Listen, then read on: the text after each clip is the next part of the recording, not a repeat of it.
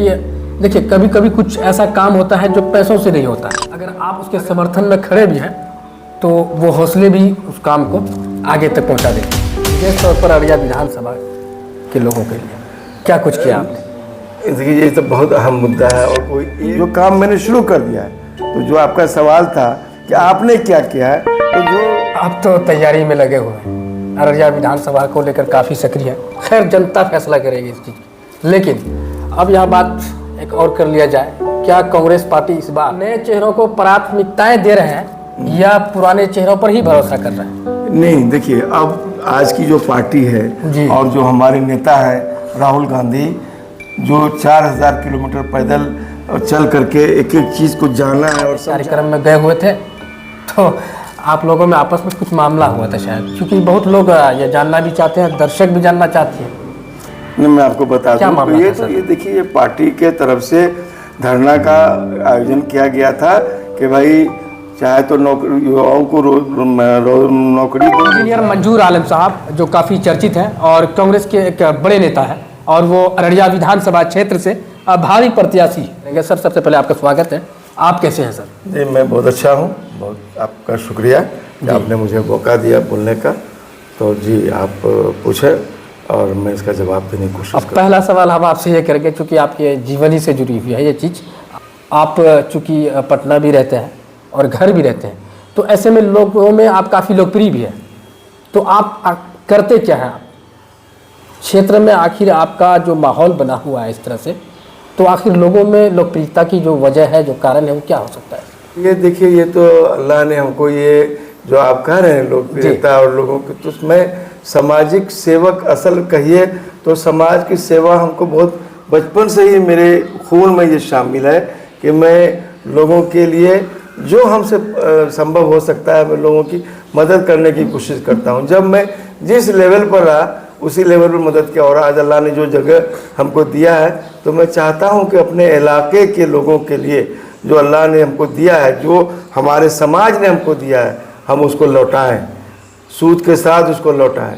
तो उसी सिलसिले में जो एक्टिविटी हमारी बढ़ी है, जो यहाँ का जो काम जो यहाँ की ज़रूरत है, अरे लोगों को मिलना जुलना, लोगों की बातों को सुनना। लोगों से मिलना जुलना तो मेरा बहुत शुरू से ये रहा है कि जो भी लोग मुझे जानते हैं बचपन से, वो सबको ये लोगों का ये एहसास हमको है कि लोग ये मानते हैं कि ये बहुत सोशल है और बहुत ज़मीनी सतह के आदमी हैं और कहीं भी किसी मामले में इनका कोई एक होता है ना कि वो शोबाजी वाली बात नहीं है।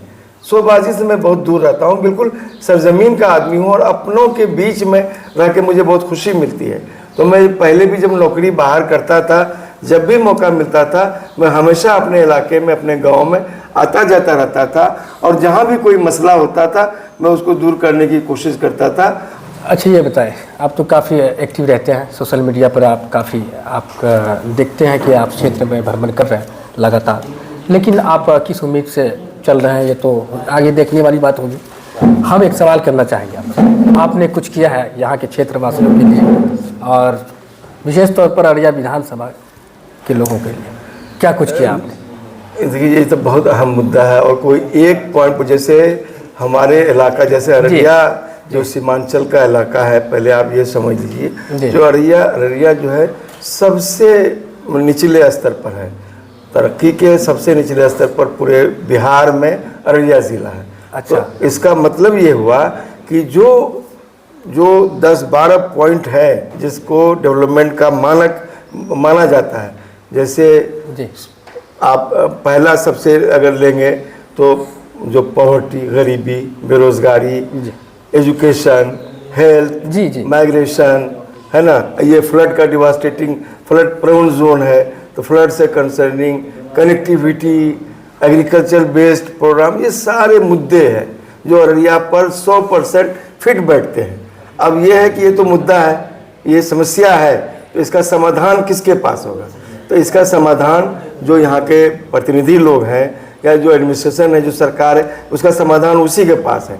तो सब सवाल का, जैसे शिक्षा में का अगर आप सवाल करेंगे तो आपने क्या किया, तो शिक्षा में जैसे जो बेसिक चीज़ें हैं कि सबसे पहले अच्छे स्कूल, अच्छे कॉलेज, अच्छा इंफ्रास्ट्रक्चर होना चाहिए जो यहाँ नहीं है, तो उसमें मैंने ठीक है, अगर 100% में, मैं नहीं कहता हूँ मैं 100%, अगर 5% मैंने अपने तरफ से पहल की कि मैंने 5 एकड़ ज़मीन यहाँ पर, अब हम अपने मेरे गांव के बगल में ही हमने एजुकेशनल हब के तौर पर बनाया। वहाँ पर 1 एकड़ ज़मीन गवर्नर के नाम पर रजिस्ट्री किया। अभी उसमें 100 बेड का हॉस्टल का काम लड़कों का चल रहा है। 8 करोड़ 66 लाख का हॉस्टल का काम शुरू है। दूसरा 150 बेड के लड़कियों के लिए हमारा हॉस्टल का प्रोग्राम बिल्कुल तय हो गया है, वो एस्टिमेट सेंक्शन हो गया है, वो भी बनने के स्टेज में है। तो वो काम हो रहा है। लड़कियों के लिए मैं बहुत बड़ा CBSE स्कूल का एक सेंटर बहुत जल्द बनाने जा रहा हूँ। मदरसा में हमारे अभी जो मदरसा मेरा है उसमें 350-400 बच्चे पढ़ रहे हैं। तो ये सारा एजुकेशन के लाइन पर काम मैंने यहाँ शुरू किया है। मकतब हमने 18 मकतब हमारे इलाके में, जहाँ एजुकेशन का कोई वजूद नहीं था, ना कोई स्कूल था, ना कोई पढ़ने पढ़ाने का कोई सेंटर था, 18 मकतब हमने शुरू किया। लेकिन कोरोना पीरियड में उसमें सब में बहुत जो फाइनेंशियली जो लोगों में ये हुआ उसके वजह से कुछ चल रहा है, कुछ बंद हो गया। लेकिन हमारा ये है कि हम हर क्षेत्र में जाके एजुकेशन पर काम करें, क्योंकि एजुकेशन बिल्कुल मूल मुद्दा है। जो काम मैंने शुरू कर दिया है, तो जो आपका सवाल था कि आपने क्या किया है, तो जो देखिए ये सब चीज़ें सरकार और अपना दोनों मिल के होता है। सबसे पहले अब हम क्या कर रहे हैं, उसके बाद बहुत सारी योजनाएं हैं जो अगर आप पावर में आते हैं तो सरकार की आपको लेकर चल रही है। तो वो अगर आप में कर्मठता रहेगी, आपको जानकारी रहेगी काम के बारे में, अगर आप जानेंगे तो उन स्कीमों को आप सरजमीन पर उतारेंगे, तो वो जब उतरेगा तो आपका डेवलपमेंट होगा, ज़िला का डेवलपमेंट होगा, यहाँ के लोगों का डेवलपमेंट होगा। उसी तरह का काम मैंने हेल्थ में किया है। एक हॉस्पिटल अपनी ज़मीन दे के बनाया है। आप देखेंगे चेक पोस्ट के बगल में ग्राउंड प्लस 2 स्टोरी बिल्डिंग है, जो हेल्थ एजुकेशन, इस पर हेल्थ के लिए मैंने 1 साल तक डॉक्टर्स रहकर वहाँ चलाने की सारा इंफ्रास्ट्रक्चर दिया। लेकिन किसी वजह से नहीं चल पाया है, तो उसको हमने और ऑर्गेनाइजेशन के साथ मिलकर, ऑर्फनेज 35 बच्ची वहाँ रह रही है, उसकी तालीम तरबियत का निज़ाम वहाँ है। और वहाँ वो लोग का उसको अपने घर में से कुछ लाना नहीं है, उसकी परवरिश वहाँ हो रही है, उसकी तालीम वहाँ से हो रही है, उसकी तरबियत वहाँ से हो रही है। बहुत अच्छे सिस्टम में काम कर रहा है। और अभी मैं आपको बताऊं कि पिछले दिनों हमारे MP साहब किशनगंज के डॉक्टर जावेद साहब और CLP लीडर शकील भाई आए थे, वो दोनों दौरा किए थे और बहुत तारीफ उन्होंने की कि एक बहुत अच्छा स्कीम गरीब बच्चों के लिए आप चला रहे हैं, ऑर्फनेज के लिए। ये बिल्कुल ऐसा काम है जो हमारे लिए, हमारा तो मज़हब भी कहता है कि हर नीचे तबके के जो डाउन टोडन है उनको मदद करना, लेकिन इंसानी अखलाकी फ़र्ज़ भी मेरा है कि जो बच्चे इस तरह से छूटे हुए उनको हम मेन लाइन में लाएं, मुख्य धारा में उनको शामिल करें। तो ये सारे काम हम अपने तौर पर करने की कोशिश कर रहे हैं। देखिए, कभी कभी कुछ ऐसा काम होता है जो पैसों से नहीं होता है। अगर आप उसके समर्थन में खड़े भी हैं तो वो हौसले भी उस काम को आगे तक पहुंचा देती है। तो ऐसे में क्या आपका रवैया इस तरह का हो सकता है? क्या आप जनता के साथ हर सुख दुख में कैसे अपने आप को पेश करेंगे? ये बहुत बेहतरीन सवाल आपने किया है और ये अररिया के लिए बहुत ही मौजूद सवाल है। आज की डेट में अररिया विधानसभा के लिए इससे बेहतर और सवाल हो नहीं सकता है। तो आदमी के देखिए, ये एक दिन में नहीं आती है। अच्छा। ये जिंदगी आदमी का पूरा जो उसकी जो परवरिश हुई है या जो उसका तौर तरीका है लोगों से मिलने का, जुलने का, बात करने का, या प्रॉब्लम को सुनने का या सॉल्व करने का या वक्त पर खड़ा होने का, वो इंसानी उसके फितरत में ये शामिल है। तो अल्लाह का शुक्र है कि मैं इस मामले में अल्लाह का बहुत शुक्रगुजार हूँ कि मैं एक नर्म दिल और एक ईमानदार इंसान हूँ और लोगों के दर्द को महसूस करता हूँ। लोग अगर कोई मेरे इसमें कहीं भी, मैं आपको बहुत मिसालें इसमें नहीं देना चाहता हूँ, गिनवाना नहीं चाहता हूँ, लेकिन जब भी जो भी आदमी वक्त पर मुझे जब भी पुकारा है मैं उसके लिए खड़ा रहता हूँ। और यहाँ से पटना तक मैं आपको अभी बताऊँ कि जहाँ भी लोगों की ज़रूरत हुई है मैंने हर स्टेज पर लोगों की मदद की जो हमसे बन सका है। सिर्फ इसलिए नहीं कि किसी को कह दिया या सुन लिया, वो नहीं। अगर हमको जिस तरह की मदद देने की ज़रूरत पड़ी मैंने सब मदद किया। और मैं लोगों को यकीन दिलाऊंगा कि जो हमारी हिस्ट्री है या जो मेरा नेचर है उससे लोग वाकिफ़ हैं तो वो समझेंगे ज़रूर कि मैं हर लोगों के दुख मुसीबत को अपना मानता हूँ। और जो जनप्रतिनिधि का जहाँ तक सवाल है कि अगर उसको दिल में दर्द नहीं होगा, उसको एहसास नहीं होगा, तो वो काम क्या करेगा? सबसे काम करने के पहले एहसास होना ज़रूरी है। तो अल्लाह ने हमको ये एहसास दिया है और वक्त बताएगा इंशाअल्लाह। अगर अल्लाह ने हमको मौका दिया और लोगों के बीच काम करने का मौका मिलेगा तो आप देखेंगे कि लोग कहेंगे कि नहीं, एक ऐसा आदमी ज़रूर आया जो लोगों की बात को सुनता है। अच्छा, कोई मेरे पास आए और अगर हम उसको बैठा के प्यार से दो बात करें, उनको एक गिलास पानी पिला दें, तो इसमें कुछ जाता नहीं। ये आपका बेसिक अखलाक है जो हर आदमी में होना चाहिए। इतना तो अच्छा, जो सामने वाले का हक है, सामने वाला कोई आपके पास आता है, अगर आप उसको कुछ दें नहीं दें, लेकिन उससे प्यार से मोहब्बत से मिले, उनकी बात को सुने और आपसे जो बन पड़े आप अगर करेंगे तो वो आदमी आपके लिए 24 घंटा खड़ा रहेगा। और इंशाअल्लाह मैं लोगों से ये वादा ज़रूर करूँगा कि मैं जो लोगों से मिल रहा हूँ, लोगों के जो इश्यूज़ हैं सुन रहा हूँ, मैं सबको देख रहा हूँ, महसूस कर रहा हूँ, चूँकि मैंने काम करके दिखाया है।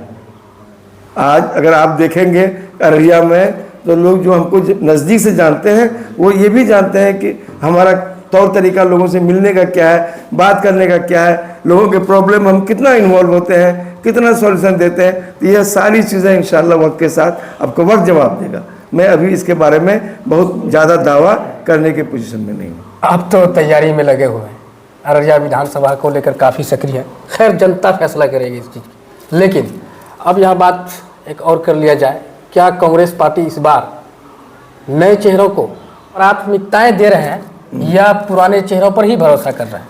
नहीं, देखिए, अब आज की जो पार्टी है और जो हमारे नेता है राहुल गांधी, जो 4000 किलोमीटर पैदल चल करके एक एक चीज़ को जाना है और समझा है और ग्रास रूट में एक एक चीज़ को किया, पार्टी ने पूरी नीति बदल दी है। और आप अभी देखेंगे कि पिछले 8 महीना से पार्टी हम लोगों को, जैसे अब हर घर झंडा का प्रोग्राम दिया, उसके बाद दिया जन आक्रोश सभा कीजिए, लोगों में जाइए, लोगों की बात को सुनिए, उसी तरह के और भी कार्यक्रम। अभी एक बहुत बड़ा कार्यक्रम पार्टी ने दिया है जो माँ बहन मान योजना, ये हमारा बहुत ग्रास रूट का प्रोग्राम है जो हमारे अदर जहाँ भी हम पावर में हैं, जब जहाँ कर्नाटक में है, तेलंगाना में है, हिमाचल में है, झारखंड में हम साथ में हैं, वहाँ सब जगह हमने लागू किया है। तो ये हमारी सरकार, अब जो टिकट का जहाँ तक से वो तो काम है, वो तो जब हमारी सरकार बनेगी तब काम है, लेकिन टिकट में भी बहुत सारी चीज़ें बिल्कुल कर दिया है। और हम लोग जब बाहर मीटिंग में जाते हैं, जब अपने नेताओं से मिलते हैं, तो वहाँ हर लोगों का यही पैगाम है कि आपको पटना दिल्ली में टिकट नहीं मिलेगा, आपके क्षेत्र से ये आवाज़ आनी चाहिए कि हाँ, ही इज़ द बेस्ट, इसको मिलना चाहिए। ये क्षेत्र की आवाज़ सुन करके हम लोग टिकट देंगे। तो हम लोग ये उम्मीद करते हैं कि जितना काम हम लोग पार्टी में यहाँ कर रहे हैं, पार्टी के निर्देश पर पार्टी इस पर विचार करेगी और जो काम करने वाले लोग हैं उनको मौका दिया जाएगा। तो क्या इस बार आपने ठान लिया है? बिल्कुल नहीं, बिल्कुल से सक्रिय है, बिल्कुल ठान लिया है। और आपको पर ये क्या कयास कर सकते हैं कि आप संभावित उम्मीदवार हैं?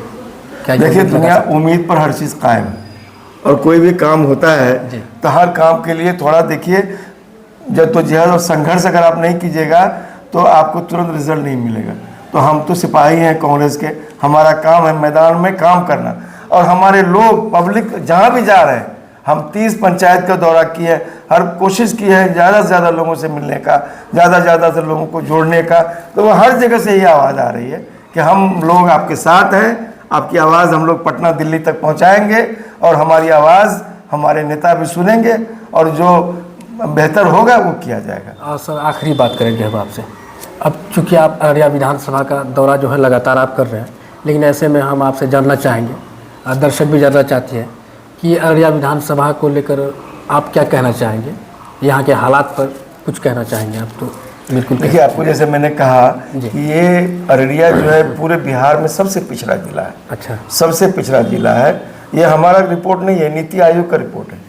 नीति आयोग का रिपोर्ट है कि बिहार में अररिया सबसे निचले पायदान पर है। तो निचले पायदान पर होने का मतलब क्या हुआ कि यहाँ पर एजुकेशन में बहुत अभी काम करने की ज़रूरत है, हेल्थ पर बहुत काम करने की ज़रूरत है, पॉवर्टी लाइन पर बहुत काम करने की ज़रूरत है, ये फ्लड प्रोन एरिया है, फ्लड पर बहुत काम करने की ज़रूरत है, एग्रीकल्चर बेस्ड एरिया है, एग्रीकल्चर में बहुत काम करने की ज़रूरत है, कनेक्टिविटी अच्छी नहीं है, इस पर बहुत काम करने की ज़रूरत है। तो मसले तो 1000 है यहाँ, और उसको सबको देखिए, हर बात का सवाल का जवाब 1 मिनट में नहीं हो सकता, उसके लिए वक्त और सिस्टमेटिक प्लानिंग चाहिए। जब सिस्टमेटिक प्लानिंग आप करेंगे तो हर मामले का सॉल्यूशन होता है।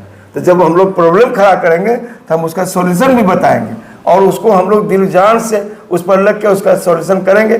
आप मौका लोग हमको देंगे तो आप लोग देखेंगे कि हमने जो कहा था इलेक्शन से पहले, उसको काम हम लोग किस तरह से उसको ज़मीन पर उतारेंगे ये वक्त बताएगा। लेकिन ये मैं आपको पक्का एक सच्चा एक वादा ज़रूर करूँगा कि जो भी होगा बहुत ईमानदारी के साथ और साफ़ सुथरा माहौल में, और सबको इज्जत और सबको जोड़ के काम होगा, लोगों को जोड़ करके काम होगा, तो इंशाअल्लाह लोगों को फ़ायदा होगा। यहाँ की विकास, यहाँ की शिक्षा और यहाँ के जो अन्य समस्याएं हैं उसको बेहतर बनाने के लिए, उसको बेहतर निर्माण के लिए, चूँकि आप इंजीनियर भी हैं, तो आप किन रास्तों को अपनाएंगे और कैसे करेंगे?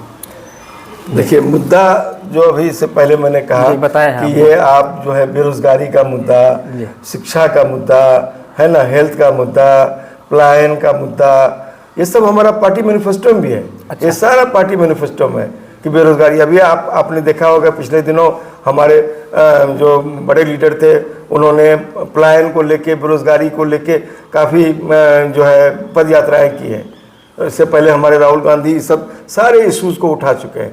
तो हमको सॉल्यूशन देना है, हमको मुद्दा अररिया एक चीज़ हमने मान लिया कि सबसे पिछड़ा जिला है, अब इसका विकास कैसे होगा, इसमें हम लोग जोड़ के हर पॉइंट को हम लोग पकड़ेंगे। एक क्षेत्र में काम करने की ज़रूरत नहीं है, यहाँ हर क्षेत्र में काम करने की ज़रूरत है।